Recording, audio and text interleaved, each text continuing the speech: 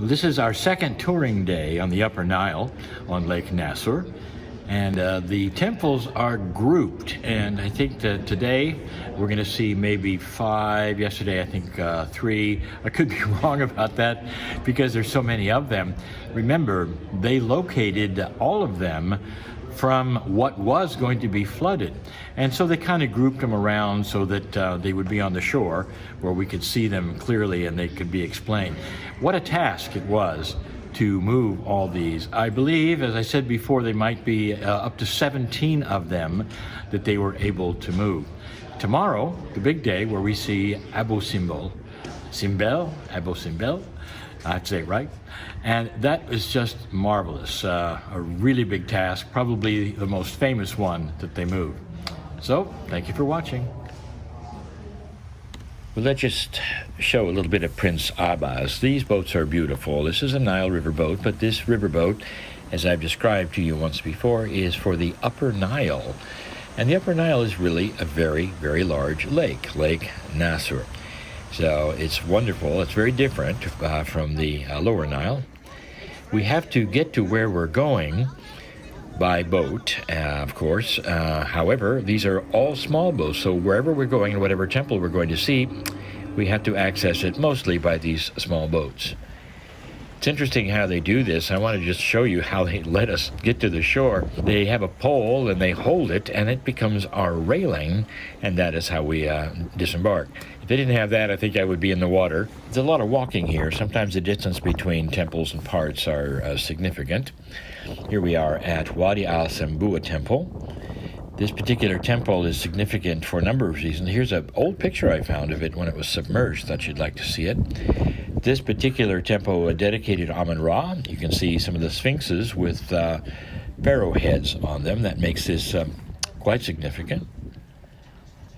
Well, we're going to go in and see the sights, but we're interrupted by something that fascinated everyone. A baby crocodile. I've had it, it's about 3 months old since it was an egg in the sand.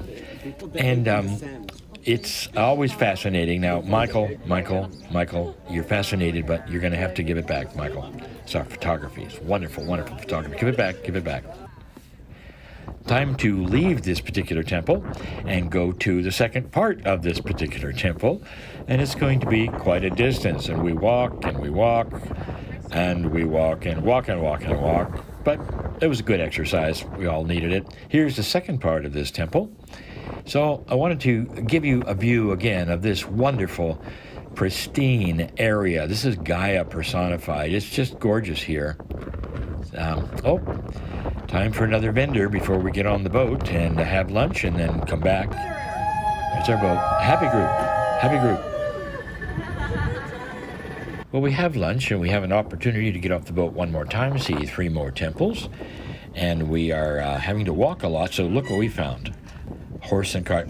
There is Alon making arrangements for us to get on. Well, Alon, aren't you going to get on? Wait a minute, Alon. Okay, Alon didn't make it. Well, he's fit. He can walk. He's happy. This is inside the tomb of Amada. Coming up is the tomb of Pinet. But what fascinated us yet again, this is a scorpion. Don't handle a scorpion, folks. They'll bite you. But this one didn't. We were promised it wouldn't. It probably had its stinger taken off, but I wouldn't have touched it. Look at this wonderful, wonderful, like moonscape. Someone wants to talk to you. Well, hello, everyone. I am Monika and Kryon, and holding the camera is Lee Carroll. We have spent another beautiful day in Egypt. With me is our guide, Hesham. We have spent so many times traveling and looking at beautiful images within the temples, within the tombs, seeing a symbol, and the symbol is known as the Ankh. Also, the key of life is what it's been called. However, I keep seeing this Ankh and the key of life in a particular position by one of the gods or goddesses being placed before a pharaoh or someone else in front of the nose and the mouth. This is very common, and so I'm asking Hesham, what does this symbol mean, and why is it being placed in front of the nose and mouth of the pharaoh? Oh, very good. This is one of the most famous symbols we see in every temple we go, in every tomb we go. We call it the Ankh, as it was written in the ancient Egyptian language. So Ankh, and people call it sometimes key of life, but it's not in fact a key, because the shape looks like a key, but Egyptians didn't call it key of life. It is the symbol of life. It's okay, so-called key of life. Ankh. It is one of the symbols, one of the amulets, one of the charms that ancient Egyptians use as a sign of life. But why this shape like that? Why the top of that oval shape and the lower part is straight and there are like two arms? It looks like the map of Egypt. If we just draw the map of Egypt on a paper, you can find that the north is like the delta of the Nile, the flourished one, the green one, and the valley on the banks of the Nile in the south, a straight course of water, and then two deserts, eastern and western deserts, the two arms. All those meet in the middle, which is the location of Memphis, the first capital in Egypt, 3200 BC. But you always find that the god is holding that in his hand. So we pretend that this is Egypt in good hands, the hand of the god, and Egypt to be given by gods to the pharaohs. That's legitimacy. To be a legitimate pharaoh, you should show that the god is supporting you, giving you Egypt in safe hand. And what's better than the hand of the god to save Egypt? So it is a symbol, and could be still one of the secrets what exactly they meant by that.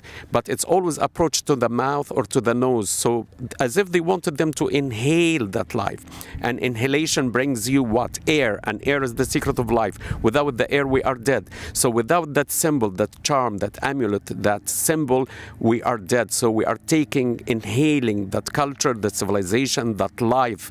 And Egypt was considered life of the first life, the most luxurious life. And Egypt, the land of Egypt, will be the land of the hereafter as well. We will live forever here on that land, when it will be a heaven, a paradise, young, beautiful, smart, good-looking, elegant, powerful, and as we believed, age of 20, which is mid-age, because ancient Egyptians died young. Life expectancy was 40, more or less. So mid-age, which is the best age, is 20.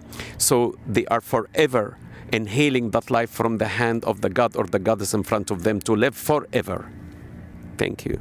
What a beautiful explanation. And so we hope that you can now inhale the essence of Egypt that we are sending out to you wherever you are watching.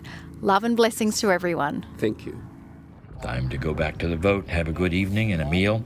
One more video, folks. See you then.